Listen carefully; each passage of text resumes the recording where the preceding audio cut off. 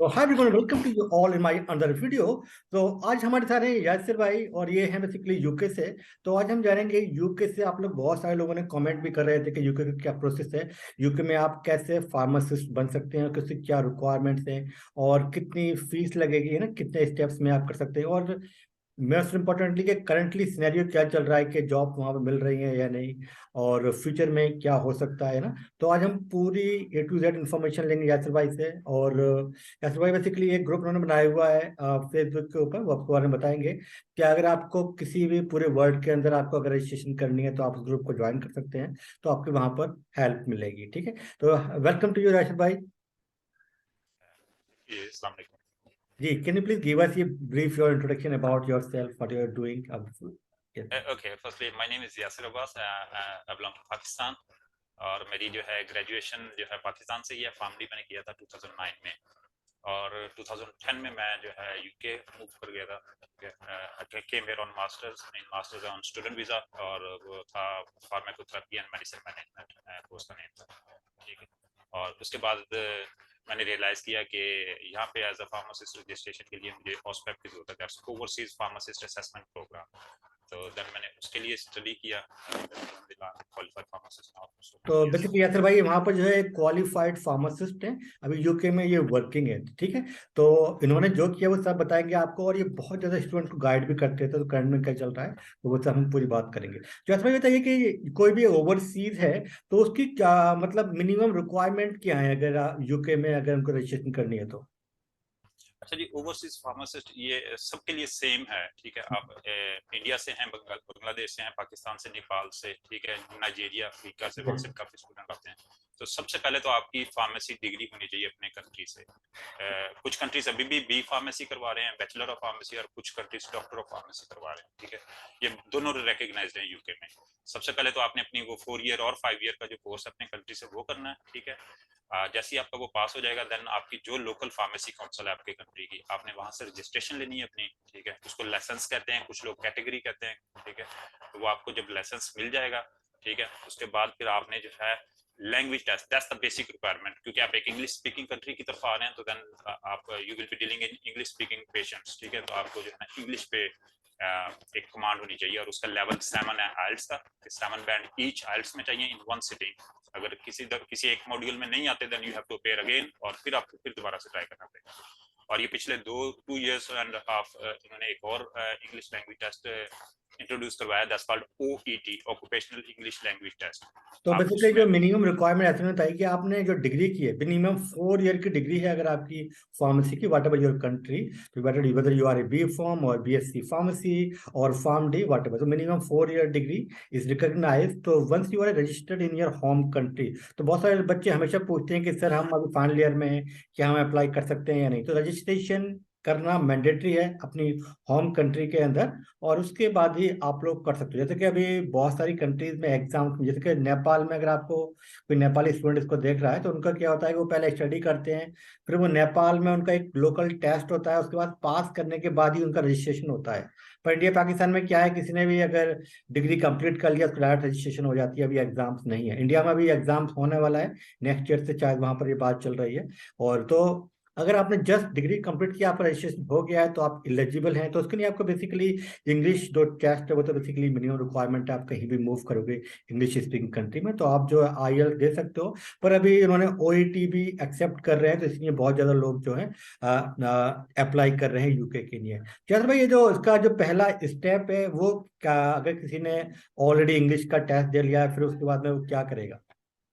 अच्छा जी, इसमें अभी इन्होंने रिसेंटली 1.5 ईयर पहले इन्होंने एक और आपको स्टेप करना पड़ेगा जीपीएससी को अप्लाई करने से पहले। और मैं वेबसाइट का नाम एग्जैक्ट मैं आपको बता देता हूँ, देखिए, दैट्स कॉल्ड UKENIC। ठीक है, आपने इस वेबसाइट को विजिट करना है, उस पर आपने अपना अकाउंट बनाना है, और उसके जो भी आपकी क्वालिफिकेशन है आपने अपने सर्टिफिकेट्स उस पर अपलोड करने हैं। ठीक है, वो सेल्फ एक्सप्लेनेटरी है। ठीक है, क्योंकि मेरे टाइम पे वो नहीं था, इसलिए मैंने उसको इतना स्टडी ज्यादा नहीं किया। लेकिन उसमें जो है वो उसमें पता 70 to 80 पाउंड फी है उसकी। वो आपके डॉक्यूमेंट्स जो है एवेलुएट करेंगे कि आप आपके जो है ना यूके के रिकग्नाइज इक्विवेलेंट ये डिग्री है या नहीं। ठीक है, तो वो सो है, मैंने पहले आपको बताया कि वो है, लेकिन एक वो उनका एक प्रोसीजर है। ठीक है, तो वो आपको एक सर्टिफिकेट दे देंगे या वो आपको एक ईमेल कर देंगे, ठीक है, वो आपने फिर अटैच करनी है जब आपने जीपीएससी को अप्लाई करना है।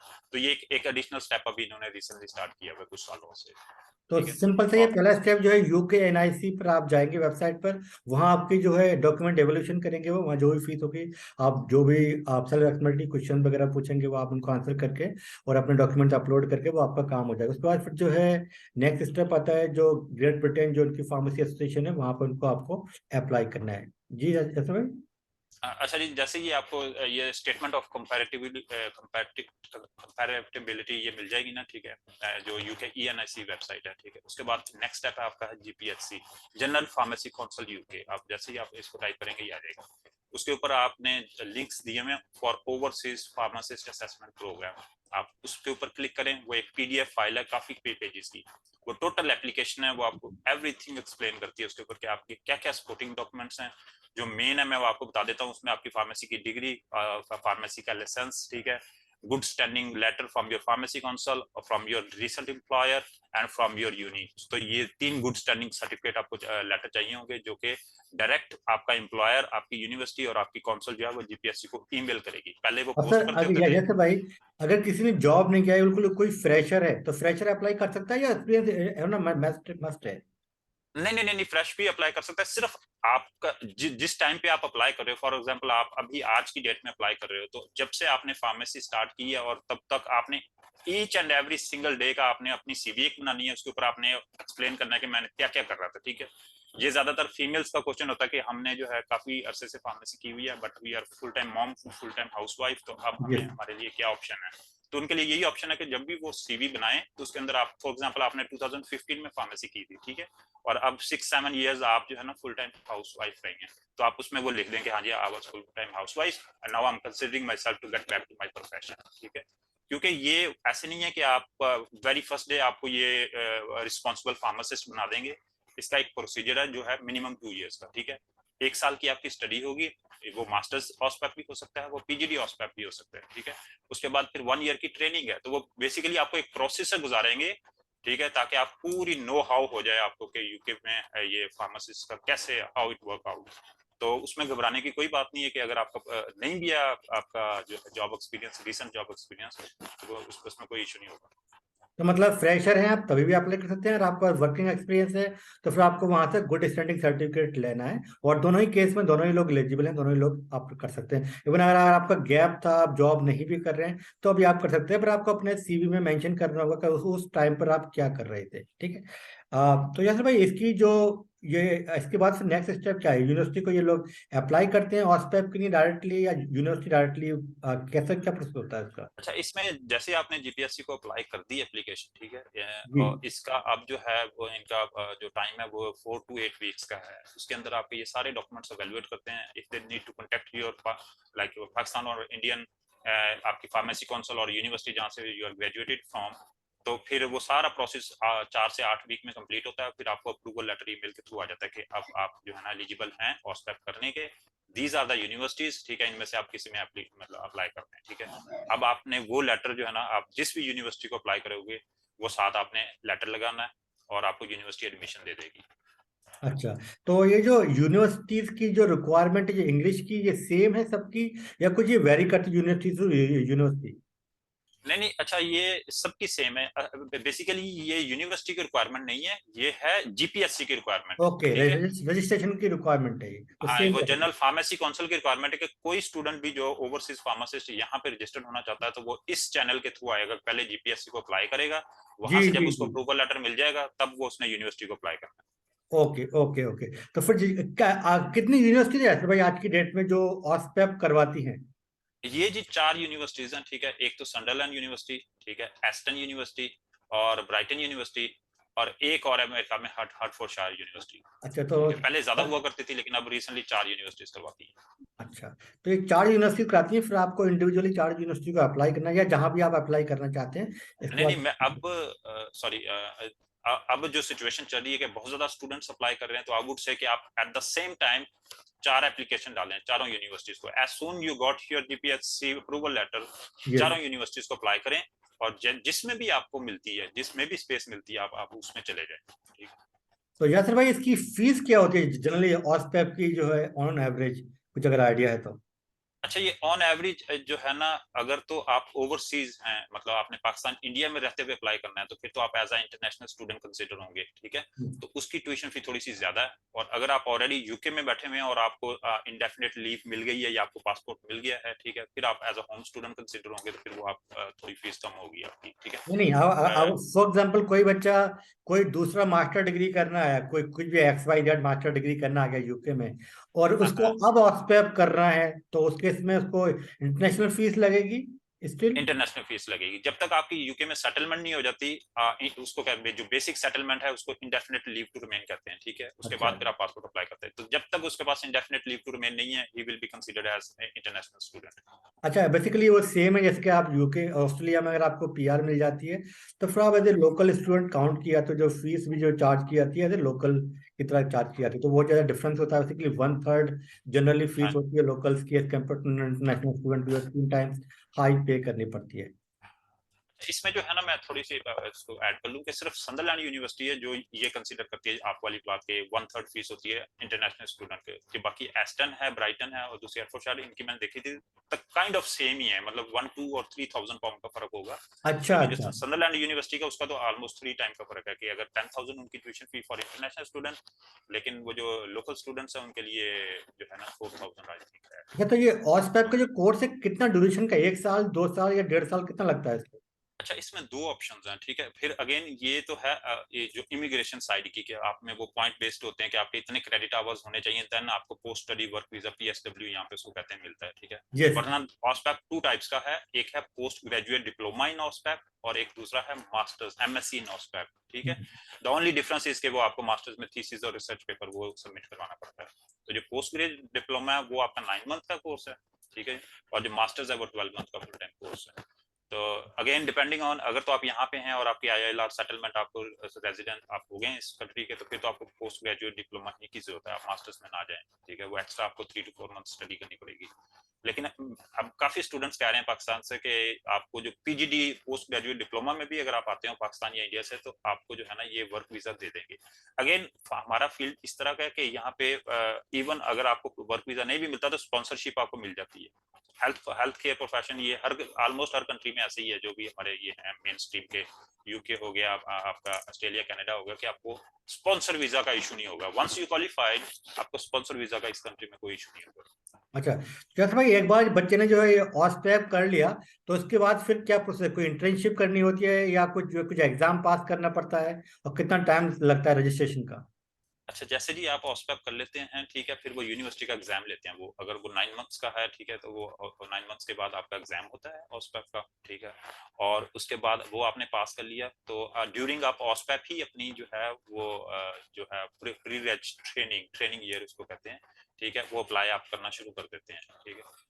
तो वो आपने फिर जैसे ही ऑस्पेप आपका कंप्लीट होता है, तो आप then you move on to your training year, ठीक है, इधर इन कम्युनिटी फार्मेसी और इन हॉस्पिटल सेटिंग या फिर इंडस्ट्री में भी।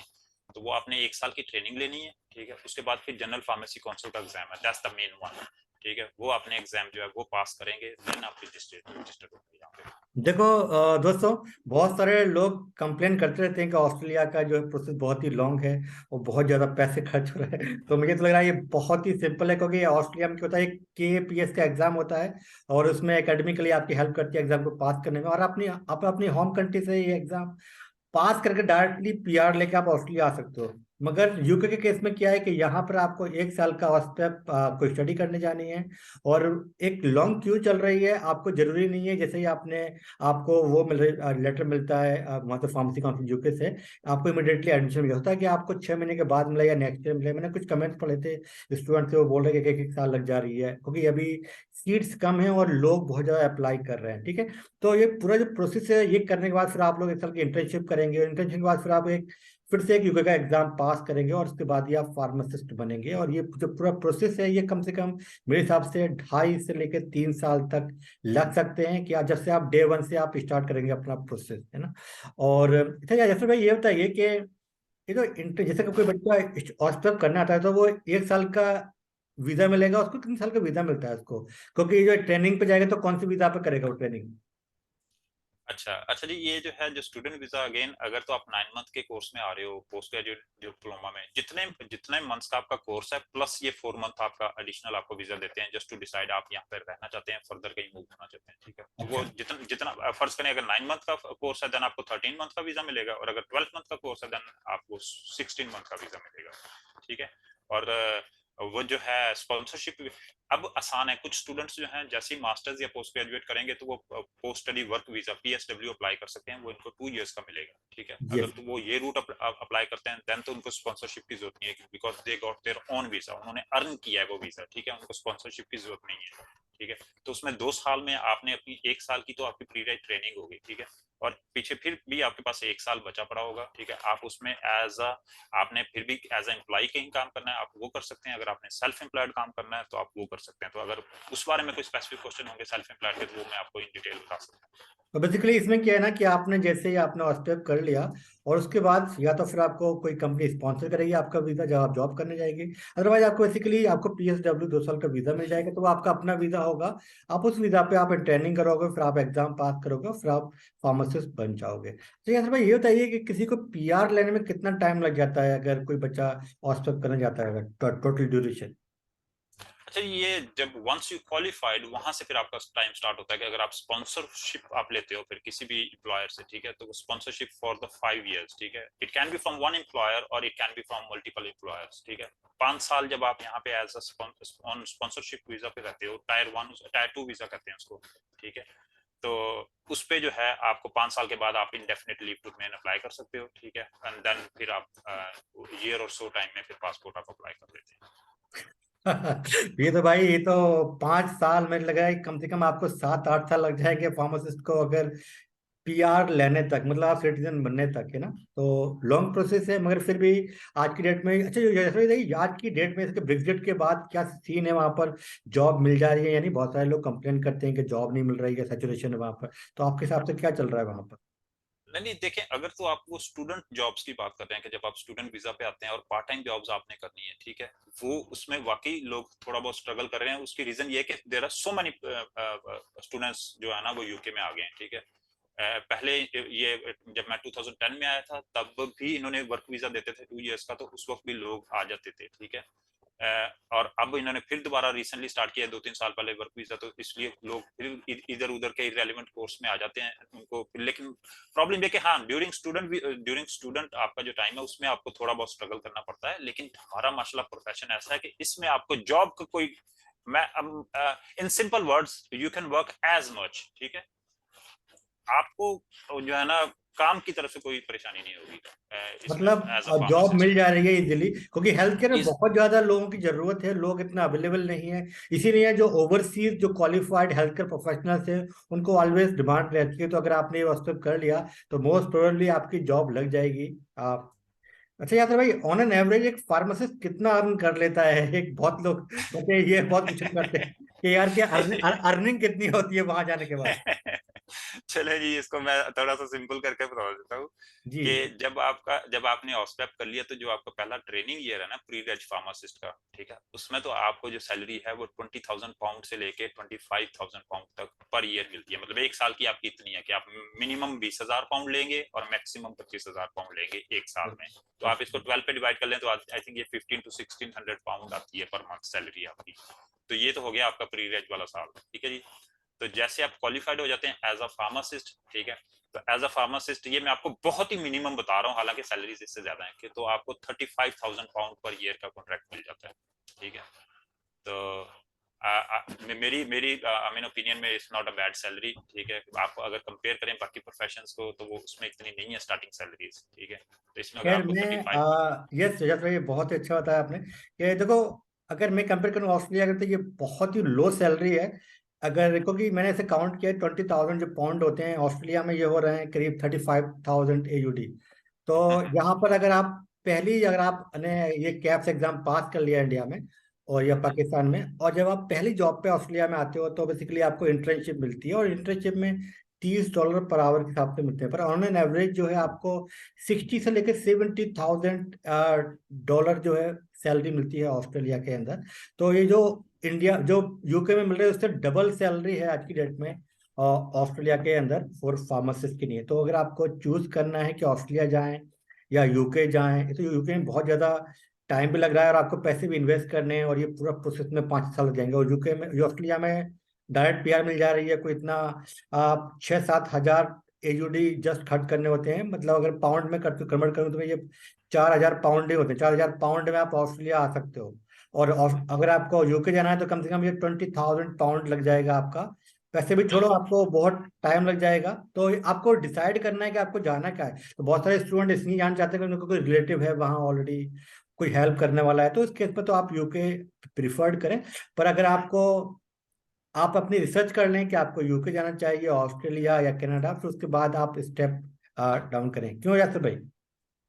हाँ जी बिल्कुल। ये बात करने का मकसद यही है कि स्टूडेंट के पास ऑप्शंस हो।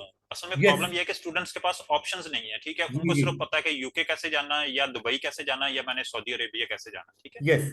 सिर्फ ये बात करने का मकसद है कि इन्फॉर्म्ड डिसीजन लें हमारे जो स्टूडेंट्स हैं। जी। तो जो फिर उनको सही लगता है, ठीक है। अगर ऑस्ट्रेलिया में उनको फॉरेन मिल रही है और अगर end of the day is all about money, ठीक है, कि हम पाकिस्तान और इंडिया में फाइनेंशियली स्ट्रगल कर रहे हैं, that's why we are moving to different countries, ठीक है। यस यस तो यस। अगर तो आप बहुत अच्छे, मैं तो हमेशा कहता हूं कि अगर आप पाकिस्तान में या इंडिया में स्टेबल हैं, एक अच्छी वेल ऑफ फैमिली से ताल्लुक रखते हैं, तो आप अपना कोई बिजनेस स्टार्ट कर लें। बाहर ये जो है ओवरसीज रहना, इट्स नॉट दैट इजी, ठीक है। तो लेकिन अगर आपके पास वही बात कि आप अपना जो है ना सारी चीजें, आप प्रोज एंड कॉन्स देखें हर कंट्री के, उसके बाद आप डिसीजन लें। जी, मतलब ये हमारा बात करने का कन्वर्सेशन यही था कि आप लोग पहले अपना खुद से रिसर्च करें, फिर डिसाइड करें कि आपको कहाँ जाना है। और डेफिनेटली मैंने ये नहीं बोला कि यूके बुरी है, ऑस्ट्रेलिया बुरा है या यूके। डेफिनेटली इंडिया पाकिस्तान से तो ये मतलब 50 टाइम्स बेटर ही ये कंट्रीज है ना। और आपको डेफिनेटली जो है आपको मूव करना ही चाहिए, क्योंकि it's not just for the money, it's quality of life. और बहुत सारी मेन इंपॉर्टेंट चीज होती है कि आप फार्मेसी जब करते हो और आपको कोई वैल्यू नहीं है। जैसे इंडिया वगैरह में क्या होता है कि लाइसेंस किराए पर मिल जाते हैं। तो आप किसी भी शॉप पे जाओगे, वहाँ पर कोई भी 10th-12th वाला वहाँ मेडिकल स्टोर पर रन करोगे। सेम पाकिस्तान का ही वही हाल है ना। तो जो अपनी जो कंट्रीज है उसका ये हाल है, इसीलिए यहाँ पर जो आपको रेस्पेक्ट मिलता है, आपको पैसे तो मिलते ही हैं ऑटोमेटिकली, है ना। तो आप लोग अपना डिसीजन लें कि आपको कहाँ करना चाहिए। थैंक यू अशरफ भाई। लास्ट में आप कुछ कहना चाहें जो हमारे दर्शक हैं जो हमें सुन रहे हैं, उनके लिए लास्ट बच्चों के लिए क्या बोलना चाहेंगे आप? नहीं नहीं, बहुत बहुत शुक्रिया आपकी इनविटेशन का। बस मैं इनको स्टूडेंट्स को यही कहूंगा कि हमारा थोड़ा सा जो है ना, हमारा एक बना हुआ माइंडसेट कि कहीं भी हम निकल जाएं तो हमें ओवरनाइट जो है ना रजिस्ट्रेशन मिल जाए। तो ये ऐसा नहीं है, specially Europe, America, Canada, Australia, यहाँ पे ऐसा नहीं है। एक प्रोसेस है, मैंने भी किया है, भाई ने, इकरम भाई ने भी किया है, ये आपको भी करना पड़ेगा, ठीक है। तो आप ये प्लीज इसको प्रोसेस को आप फॉलो करें, तो देन इंशाल्लाह soon you will be a qualified pharmacist. जी। अब बहुत सारे लोग शॉर्टकट पूछते रहते हैं भाई, कोई ऐसा शॉर्टकट नहीं है। हम लोगों ने जो बताया वही आपको करना है। आप यूके जाए, ऑस्ट्रेलिया जाए। बहुत सारे लोग बोलते हैं सर कोई एग्जाम ना देना पड़े, क्या है। एक बच्चा बोलता है सर हमें तो 25 लाख रुपए ले लो, 30 लाख रुपए ले लो, हमें भिजवा दो आप। अरे भाई ऐसी जॉब नहीं है ये। रजिस्ट्रेशन करनी है आपको, खुद से अर्न करना है बेसिकली आपको अपना लाइसेंस। कोई आपको इसमें कोई हेल्प नहीं कर सकता है, कोई कुछ नहीं। तो ऐसे एजेंट लोगों से भी आप बच के रहे। बहुत सारे एजेंट बहुत सारे इंडिया पाकिस्तान में होते हैं कि आप हमें पैसे दे दो, हम आपको भिजवा देंगे यूके में और आप फार्मासिस्ट बन जाओगे, कोई एग्जाम की जरूरत नहीं है। तो ऐसा नहीं हो सकता। आपको जो प्रोसेस है उसके थ्रू ही आप जाएंगे, तभी आपको रजिस्ट्रेशन मिलेगी और उसके बाद ही आप अपना जॉब कर सकते हो। तो thank you so much Asir भाई। जी थैंक यू जी। Thank you, bye.